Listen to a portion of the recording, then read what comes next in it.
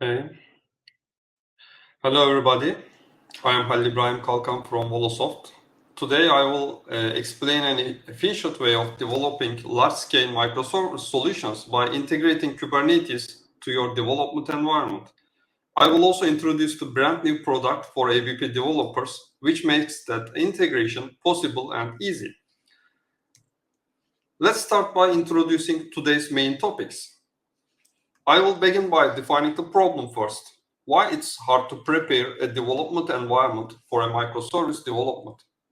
I will mention and demonstrate how Microsoft's type projects try to solve the problem and why it falls short. Then I will introduce the ABP Studio, a brand new product for .NET developers, which has an efficient solution for running multiple application solutions locally.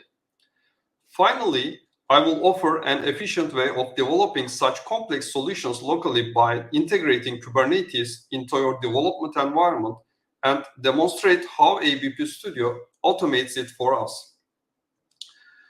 It's important to understand what is the essential problem when we try to set up a development environment for a microservice solution. To understand the main difficulty, let's see what a microservice solution looks like.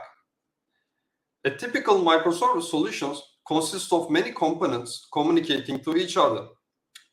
In this example, we have two applications for users, one for back-office admin users and one for end users of the system, a public website. These applications use dedicated API gateways since we are using backend for front-end pattern here. There is also a separate authentication service application to log in and manage user accounts. Behind the API gateways, we typically have many API applications called the microservices. Here, I show only 3 microservices, but there will be tens of microservices in a medium-sized system. Each of these services may have their own databases. They typically interact with each other using REST API calls or asynchronous messaging through an event bus service like RabbitMQ here. And there will be much more supporting services like Redis, Elasticsearch, and so on. As you see, we have a lot of independent services and applications interacting with each other in a typical microservice solution. Generally, your responsibility is developing one or a few of these microservices or applications, not all of them. For example, you may be responsible for developing or testing the product microservice. All you want to do is to write your code, then run and test your service if it is correctly working. However, to be able to develop, run, test, or debug the product microservice, all of the service and infrastructure dependencies need to be running and communicating to each other. Okay, may not be all, but most of them are needed. Otherwise, you cannot open the application UI, log into the system, add products to basket, and place an order to see if it is working properly. Or you cannot live debug your service code in case of trouble. So how to make the whole system up and running easily to be able to focus on developing, testing, and debugging the product microservice. You are not the only one getting trouble to develop, run, test, or debug a microservice solution. Microsoft also thought of it and introduced a tool called the Project Tie. With its own words in their GitHub repository, Tie is a tool that makes developing, testing, and deploying microservices and distributed applications easier. Tie can simplify microservice development by making it easy to run many services with one command, use dependencies in containers, discover addresses of other services using simple conventions. It can also deploy .NET applications to Kubernetes by automatically creating containers for .NET applications and generating Kubernetes manifests with a minimal knowledge or configuration. The deployment part is not major and they have to do a lot of work actually. However, the solution runner part works pretty well. Tie consists of 3 major components. a YAML file to configure your services, a CLI tool to run and deploy the solution, and a dashboard to visualize the running services. TIE uses a YAML file to configure your solution. It typically consists of many service definitions. There are three types of services can be defined in this YAML file. You can add a .NET project, so TIE runs it locally with the standard .NET run command. You can add a container definition and TIE runs it using Docker, and an arbitrary executable application that can be run using a terminal command. Once you define your YAML file, TIE can run all the services with a single terminal command, the TIE run command. It builds .NET applications before running them. If you specify the watch parameter, it watches all the changes in the .NET projects, rebuilds and runs them when a change happens. There are also other commands to build and deploy your solution. The final major component is the TIE dashboard. With this dashboard, you can see the list of the services with their statuses. You can also view their logs and open their UI with a single click. I prepared a microservice solution for these demos in this talk, and I will use the same solution in all demos. It's similar to the one I showed before. We have 2 web applications, 2 API gateways, 5 microservices. 3 of them are shown here, the product ordering and the identity microservices. Every microservice has its independent SQL Server databases. They communicate through REST API calls and distributed events via RabbitMQ. In this first demo, I will run the solution with TIE and explore the application UI. I prepared the demo part as a pre-recorded video for you, so let's watch it now. The TIE YAML file to define the services. Let's open it.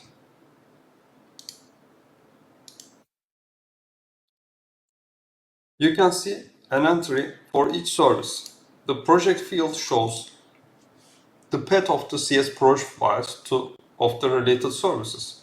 In this way, TIE knows where to find and run them. I won't go into details of the YAML file, but directly will run the solution with the TIE CLI.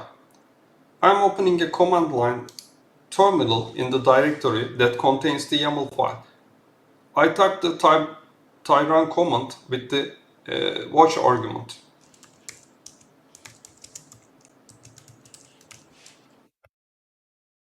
Now I should wait for a while to allow TIE to build and run all the services. Okay, it's ready. I skipped the waiting part for you. Now I can open the TIE dashboard. Okay, it's here. You can see all the services on this page.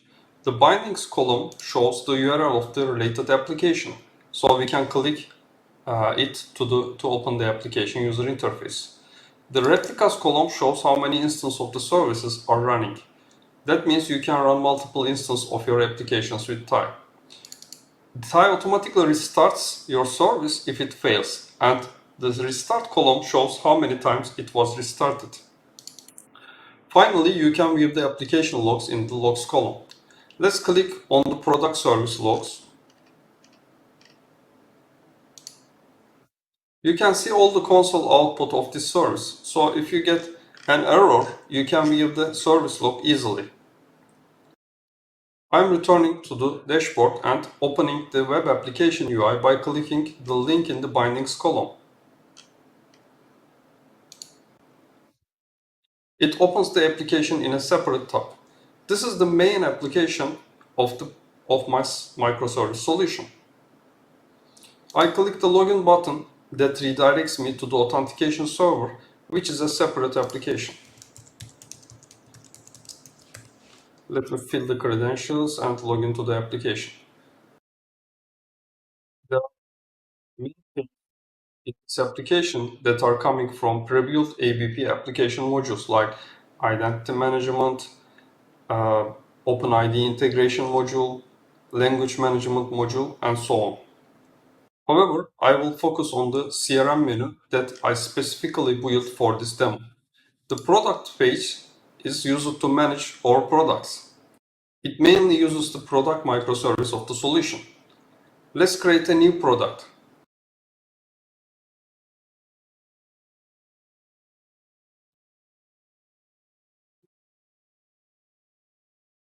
We can edit or delete a product here. You see all the products have 100 items in stock now. Let's open the orders page and place a new order.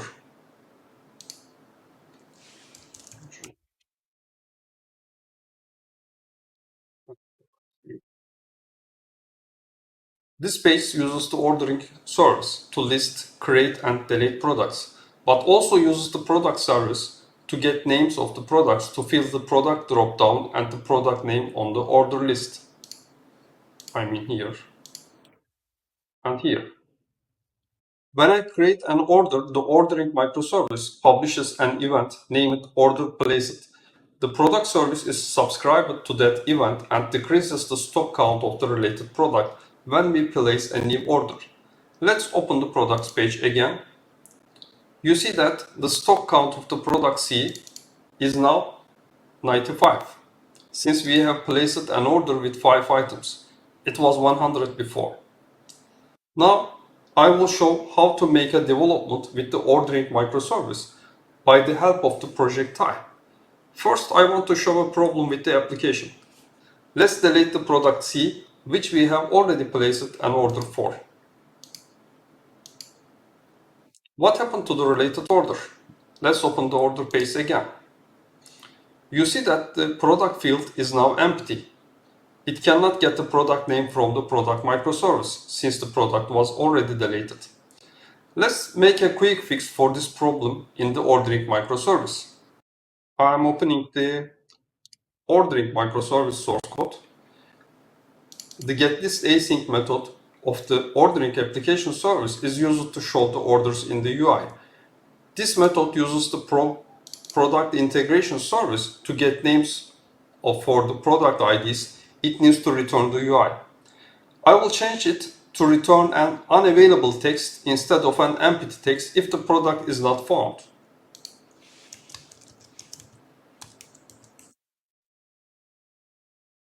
Okay, I changed the code and saved the file. Thai automatically detected my change, rebuilt and ran the ordering service for me. Let's open the web application and refresh the orders page. You see that the product name is shown as unavailable now instead of empty. All works as expected.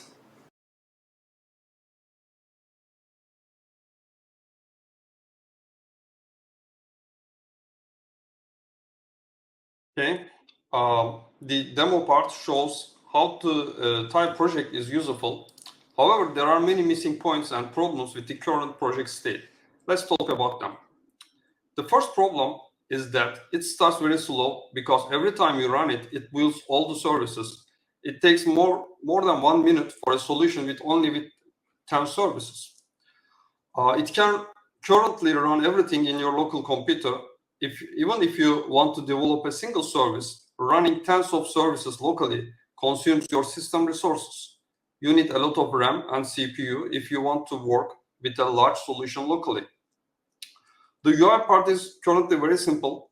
For example, if you want to debug one of your services by running it in Visual Studio, you need to stop all the services, change the YAML file to exclude that service from Thai, then run all the services again. Only after that, you can run your service in Visual Studio to debug it as integrated to other services. Obviously, this process is not easy and comfortable. Also, we can only see the application logs in the UI. More insights about the internals of services would be very helpful, actually. Thai currently has some partial documents in its GitHub repository. However, the documentation is far away from being complete. And finally, and most importantly, there is no active development on the project Thai on GitHub. It was already an experiment project with its early state as declared in the GitHub repository. So basically, it seems Microsoft has no further interest in this project and you can expect it will be retired in the near future. Okay, now we came to the ABP Studio part. At Volosoft, we were silently working on the ABP Studio project for more than 1 year. I will show and use ABP Studio in this talk, but first let me explain why we have developed ABP Studio and what the features you may expect to see with the first ABP Studio version. ABP Studio is a cross-platform desktop application for ABP developers. It's well integrated to the ABP framework and aims to provide a comfortable development environment for you by automating things, providing insights about your solution, making develop, run, and deploy your solutions much easier. We are planning to release a beta version in the next quarter of this year. You can expect the following features shipping with the initial release. You can create new ABP solutions and modules easily with a lot of options. You can easily install or uninstall modules to your solution. You can explore the fundamental structures of your solution or use modules like entities, repositories, application services, UI pages, database tables, and much more in these modules and in your solution. You can build multi-module monolith applications or distributed microservice solutions by easily adding modules and services into your solution. You can easily run multiple applications and services with a single click, just like I demonstrated with the project type. However, it has much more features, you will see. And finally, as you run your service by integrating it into a Kubernetes cluster, so you don't need to run all your dependencies and all other services in your local development environment. This is the essential topic of this talk, and I will later demonstrate how it works. I will make a demo of ABP Studio Solution Runner after this slide, but first I want to mention the main features of the Solution Runner. First of all, it can run one, multiple, or all services with a single click. In this way, it's very easy to stop a service, run it in Visual Studio to test or debug. All the services are connected to ABP Studio and send their internal data to visualize on the ABP Studio. In the overall view, you can see a list of services with view real-time HTTP requests and exception counts for each service. You can see all details of all HTTP requests coming to any service. You can see exception details as real-time in any service, easily filter and search. Just like TIE, you can see the application logs, but as more, you can filter logs by log level and search in the log text. Last but not least, ABP Studio has an integrated Chrome browser inside it. You can browse the application UI without leaving the Solution Runner. Let's see the quick demo.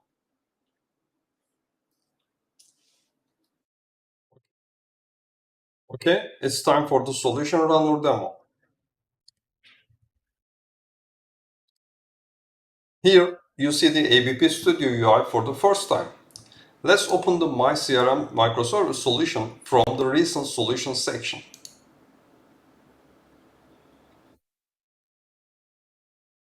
It's loaded and ready. On the left side, you see the vertical navigation bar. I'm selecting the Solution Runner tab. Now you see the Solution Runner tree on the left side of ABP Studio. Here we have all the runnable microservices, API gateways, and applications. I created a few folders to group them.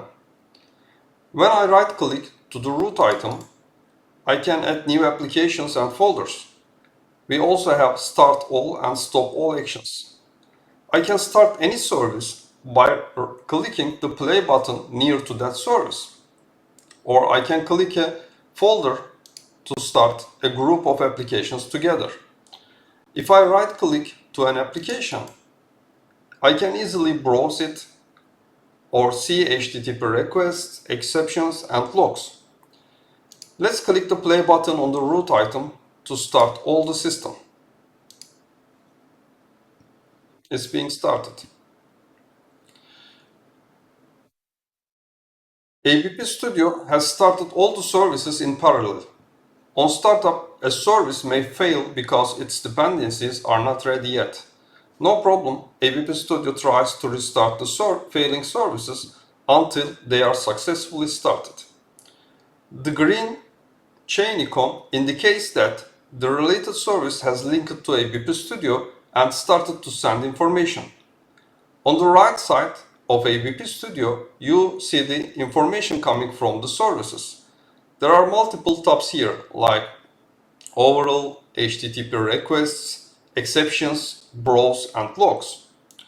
In the overall tab, we see the list of applications and services. The state column shows if the application is stopped, starting, or started.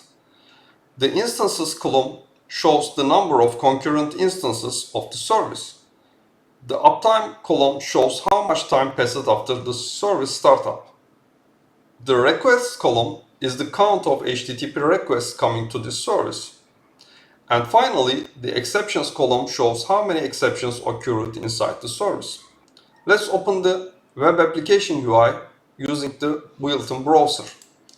I right-click the web application and select the browse command. Here it is. I can use the application without needing an external browser. I will log in the application, which redirects me to the authentication server application.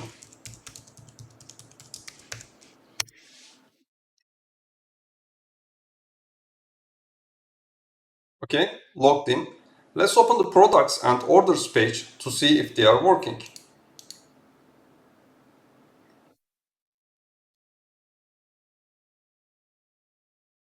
I will create a new product.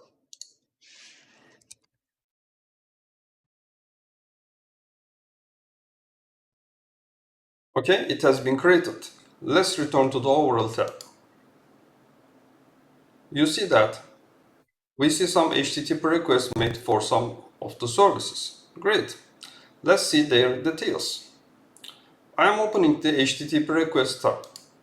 I can filter HTTP requests by services and search by an arbitrary text. For example, let's see the HTTP post request executed in the product service to create the product C. Here we can see all the HTTP request and response headers. If I open the request tab, I can see the request payload. If I open the response tab, I can see the response returned to the client. Notice that this is the HTTP request done to the product microservice from the API gateway that's called by an application UI. It's impossible to see that request in the developer tools of your browser, since this is a request made between your services. But we can inspect it easily with the ABP Studio. In this way, you can easily understand the communication problems between your services. If you need, you can always open the developer tools of the built-in browser just as your standard browser to understand and debug your UI site.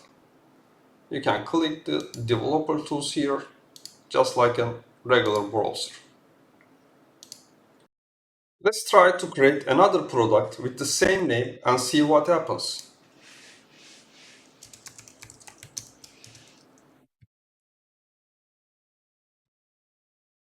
Oops, we got an error indicating that there is already another product with the same name. Let's see the HTTP request regarding to this operation. We can see the product service request and response here. Here the error message. We can also see the request on the web application. You want to see the exception details? I can open the exceptions tab and see the error with all details and stack trace. You see the error message and the stack trace here. If you want to see more, you can even open the service logs. You can see all the service logs or search by a log level filter or search by a log level.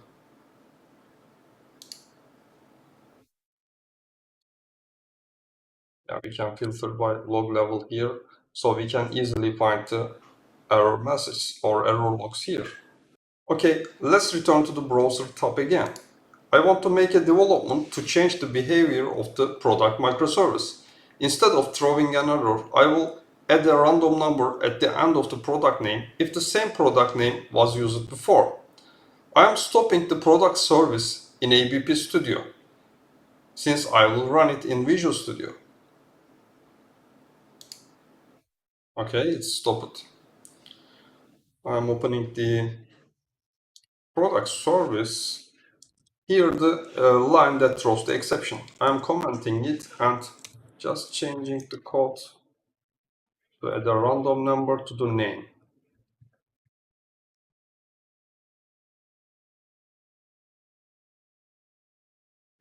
It's finished. Okay, I made my change. I want to run the product service in the debug mode.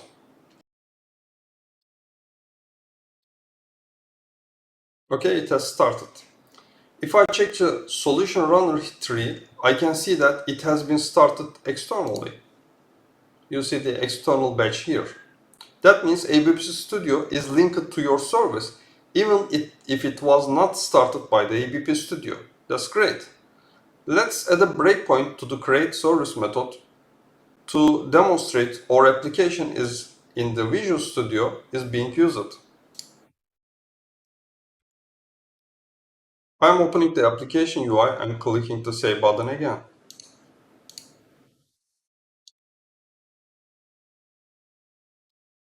You see that it hits the breakpoint in Visual Studio. Here, I can run the code step by step to debug it if I need. You see that there is a random number added at the end of the product name. I pressed F5 to continue the execution, and I can see the model is closed in ABP Studio. And the product C with a random number added to the end is created successfully. Everything works as expected. With ABP Studio Solution Runner, you can focus on your own service and easily debug it in your favorite IDE. Okay, finally, we came to the essential topic I want to talk about today. Until that point, we had a good understanding of the problem and possible solutions. In this part, we will make a final touch to the solution to have a great development environment for a microservice solution. ABP Studio Kubernetes tunneling system allows you to connect your local development environment to a local or remote Kubernetes cluster where that cluster already runs your microservice solution. In this way, you can access any service in Kubernetes with their service name as DNS, just like they are running in your local computer. This is established with a secure VPN connection. Secondly, you can intercept any service in that cluster, so all the traffic to the intercepted service is automatically redirected to your service that's running in your local machine. When your service needs to use any service in Kubernetes, the traffic is redirected back to the cluster, just like your local service is running inside the Kubernetes. In this way, you don't need to care about how all other services are configured and running. You can just focus on the service you are responsible for developing, testing, or debugging. You can use your favorite IDE since you are running your service in your local machine as you always do. The solution runner is a great way of running multiple services locally. However, if your solution consists of hundreds of services, running all them in your local machine will consume your system resources and slow down your development speed. The best news is that you can use the Kubernetes tunneling, combine it with all the solution runner features to have a perfect local microservice development environment. I'm sure that you want to see it in action, but before that, let me explain how the solution works. No problem if you cannot understand it completely. It's enough to see the big picture. Let's start with a Kubernetes cluster on the right side and your local development machine on the left side. As you know, when a user requests a web page from your web application, the request is accepted by an ingress controller in your Kubernetes cluster. The ingress controller forwards the request to your web application, which then generally uses an API gateway to consume your microservices. Assume that we have the product, ordering, and identity microservices. These microservices have their own SQL Server database, and they are also using RabbitMQ, Redis, and some other infrastructure services. On the other hand, we want to develop, run, or test our product microservice in our own laptop using our favorite IDE, let's say using Visual Studio. If we don't make anything special, the product microservice in the Kubernetes cluster will be used by the users, as you can expect. Even if you can somehow run the product microservice in your local computer, the Kubernetes system won't have any knowledge about it, because they are in different systems. At this point, ABP Studio comes into play. When you connect to the Kubernetes cluster with ABP Studio, like we will how to do soon, it first installs a VPN server into your cluster and the VPN client into your local machine. Then it establishes a secure VPN tunnel between your computer and the target Kubernetes cluster. In this way, you can access all the services in Kubernetes with their internal cluster IP addresses. ABP Studio also installs a client proxy server pod in the Kubernetes cluster and the proxy client into the developer machine. It's used to collect data from the services and show them in the ABP Studio UI, like HTTP requests, exceptions, and logs we have already seen in the solution runner before. Finally, ABP Studio also adds DNS records to your host file, so you can access to internal Kubernetes services directly with their service names, in addition to their IP addresses. All of these happen when you click the Connect button on the ABP Studio. Now, your computer can use the internals of Kubernetes cluster, but how the HTTP requests coming to the product service in the Kubernetes cluster are redirected to your local machine? I haven't explained that yet. When you want to run and test a service locally, you intercept the matched service in Kubernetes cluster. When you intercept a service, ABP Studio makes some more changes in your local computer and your Kubernetes cluster. As first, it installs a pod and a service into Kubernetes cluster to intercept the requests coming to the product microservice, and then proxies the request to a client application in your local computer. The local client application then forwards requests to the product microservice instance you are running in your local machine. In this way, whenever the product service is used in Kubernetes, your local product service is executed. You can easily run, test, or debug your service as you normally do with your standard IDE, for example, with Visual Studio. What happens when your local product service needs to access the SQL Server database or RabbitMQ or another microservice in the Kubernetes cluster? It can directly use them just like local services throughout the VPN tunnel we have already created. ABP Studio makes a final change in your local product microservice project. It overrides all the environment variables with the one obtained from the product service running in the Kubernetes pod. In this way, your local product service instance feels itself in the Kubernetes cluster. Database connection string and all other settings will be the same with the Kubernetes environment. Okay, don't worry, ABP Studio doesn't change your local environment variables of your computer. The change only affects the live product service instance, and it is automatically reverted when you disable the interception in ABP Studio. Also, when you click the disconnect button in ABP Studio, all the changes made to your local cluster, or your local computer will be cleared. it won't leave any sign in your systems. So now we have a fully Kubernetes integrated development environment. Let's see how it is used in ABP Studio. Let's see the demo part. I will use my local Docker desktops Kubernetes environment.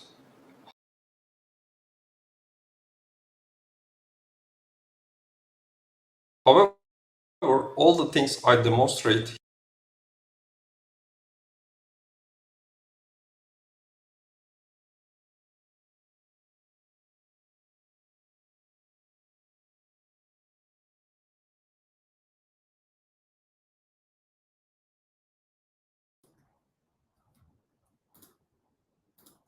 Hey guys. 1 minute. I'm sharing my screen. Yes, I'm so Yeah, I sorry for shared. the. Can you show my screen, please? All right, sure. So sorry for the inconvenience of the audio issues. Okay, let's show. I will play the video from my computer, so probably we won't have any problem. Hopefully, in this demo, I will use my local Docker desktops Kubernetes environment.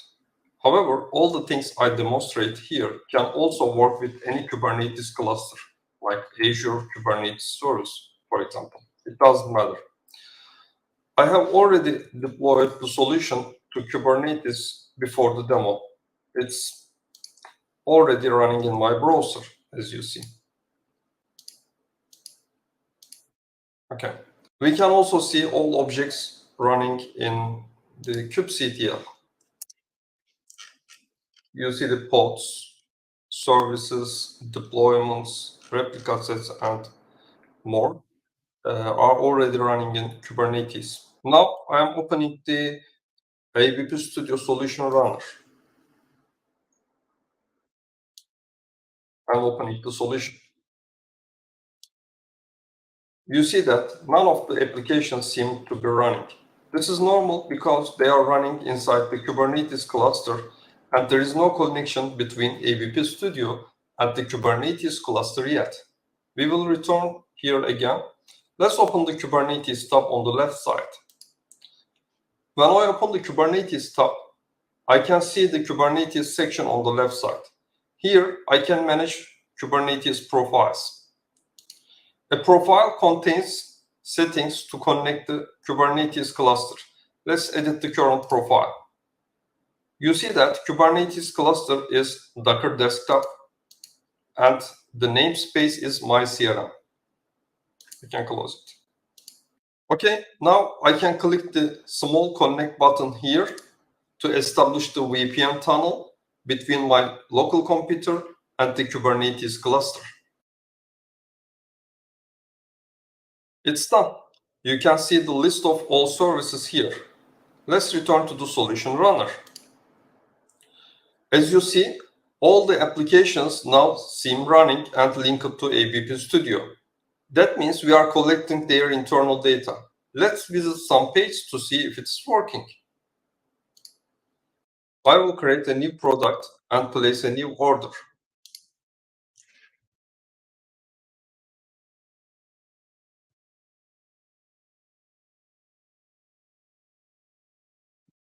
Now placing a new order.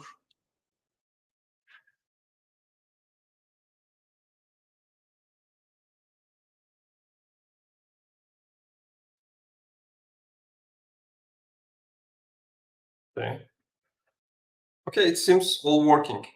Returning to the ABP Studio, we can now see all the HTTP requests, exceptions, or logs as you expect. This is very usable to track requests done in the Kubernetes cluster and understand the problems.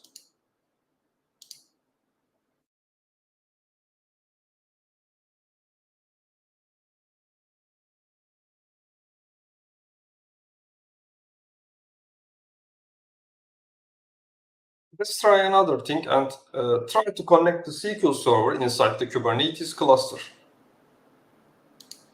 I'm using the Microsoft SQL Server Management Studio to connect the SQL Server inside the Kubernetes cluster.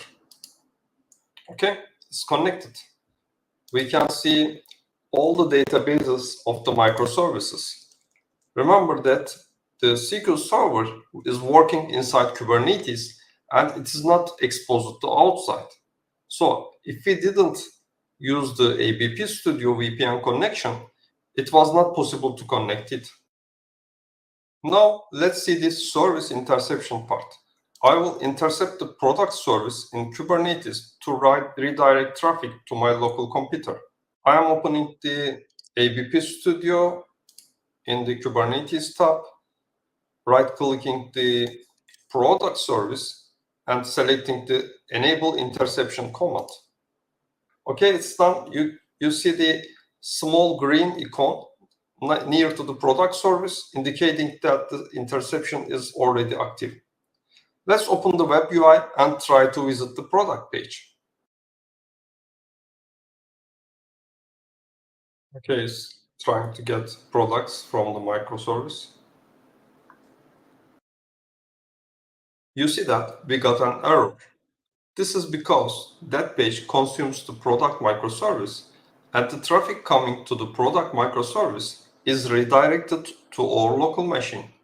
However, the product microservice is not currently running on our machine. To fix it, I will open Visual Studio and run the product microservice on my own machine. I specifically run it in debug mode since I will add a breakpoint to demonstrate it is working. Okay, it's running. I'm returning to the browser and refreshing the page. Great, it's working again. But are we sure that our local service is executed? Let's add a breakpoint to the product service that is used to get the list.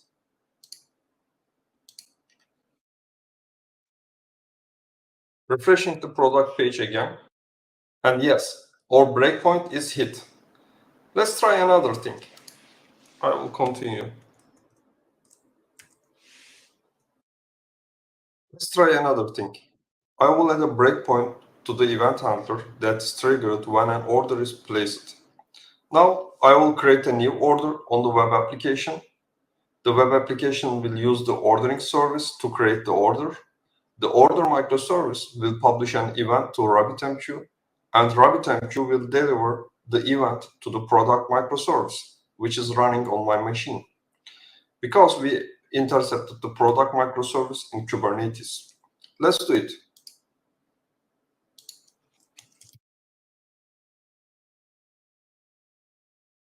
Great, my event handler is triggered. I can easily debug it, see the product details, and everything.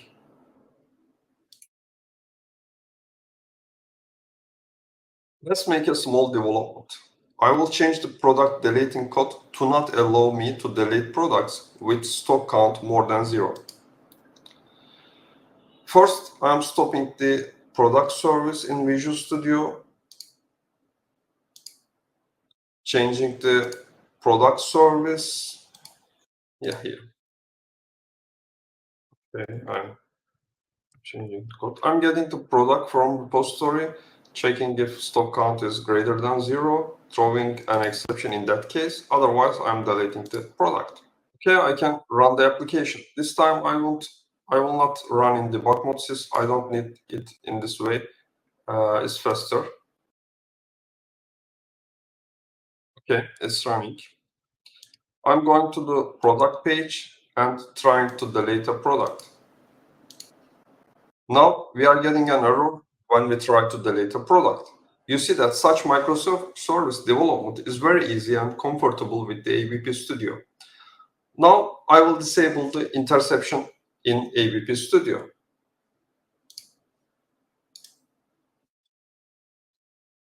Okay, I disabled it. What happens now? You guessed it.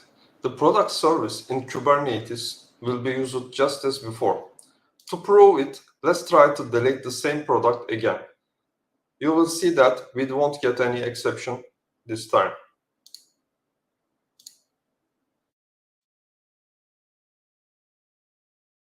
It's deleted because the product microservice in Kubernetes is being used now and it doesn't prevent product deletion with stock.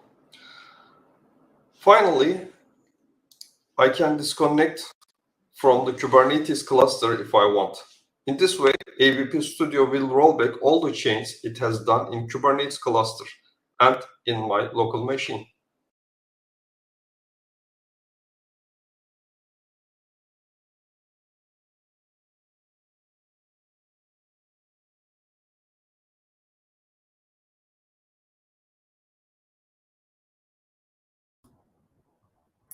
Hey, hi, Dib. I'm sorry for interruption. You're on mute. I just wanted to let you I'm know. very sorry because of the demo. Thank you. Okay, that was the last demo of today.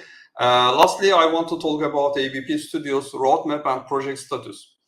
I had already mentioned the initial features. In the next month, the team will be working on the following items. Our first goal is to finalize and stabilize the current features. We will also document how to use them. Only after that, we will open it to customers as a beta version. We have focused on the development part until now.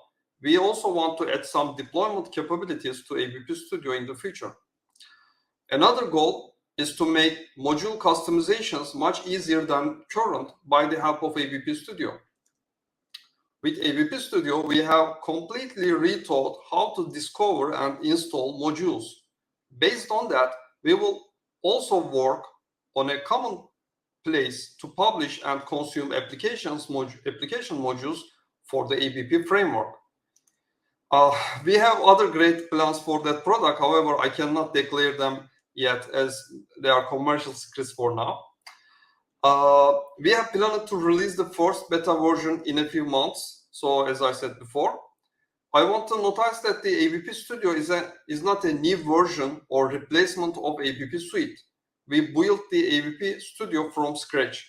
Both products will be developed and shipped in parallel. Suite will continue to focus on code generation. ABP Studio doesn't have any code generation capabilities yet. So you will use both of them together. Okay, let's summarize what we have talked about today. Last 4 minutes. First, I explained why it is hard to set up a microservice development environment. We have talked about the hardness of developing, running, and testing a single microservice that depends on infrastructure services and other microservices. I have introduced the project type, a project developed by Microsoft to allow you to easily run multi-application solutions. We made a demo, then discussed its missing points. Then I introduced ABP Studio, a new product by Volosoft for ABP developers. As the first important feature, I explained the ABP Studio Solution Runner and demonstrated how it works and how you can develop and debug your services. Finally, I introduced ABP Studio's Kubernetes tunneling feature. First, I explained how it works with a complicated diagram. Then I made a short demo to see it in action. With that final part, we had a great and easy to use microservice development environment. It's great because we can focus on only a single service while we don't care about all other parts of the solution. Also, we can save our local development machine system resources by delegating running these dependencies to a remote Kubernetes server. You probably know that we are organizing online events for the ABP community every month and talk about abp.net and some other software development topics. In the next few months, we are planning to make an ABP community talk event specific to ABP Studio. While I focused on the solution runner and Kubernetes integration part in this talk, ABP Studio has much more functionalities to talk about. Okay, thank you very much for listening to me. If you have any questions about this product, ABP, or whatever you wonder, I will be in the Volosoft room. You can come there to ask me anything. If we can have time, we may get a few questions began.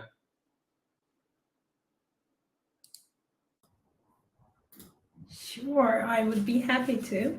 Again, we will have some delays, like 10 minutes or so. In the meantime, I will put the questions on stream for Heidi to answer. Only one question and leave the stage to the next speaker to not yield the time. Okay, just one question. Only. Yeah, it actually partially works. For example, the solution runner and Kubernetes integration pretty works with any kind of application. In this part, but for example, the solution building, and there are many more features which are specific to ABP framework-based projects. I can answer that, and I'm going to the Volosoft room. All right, thank you so much.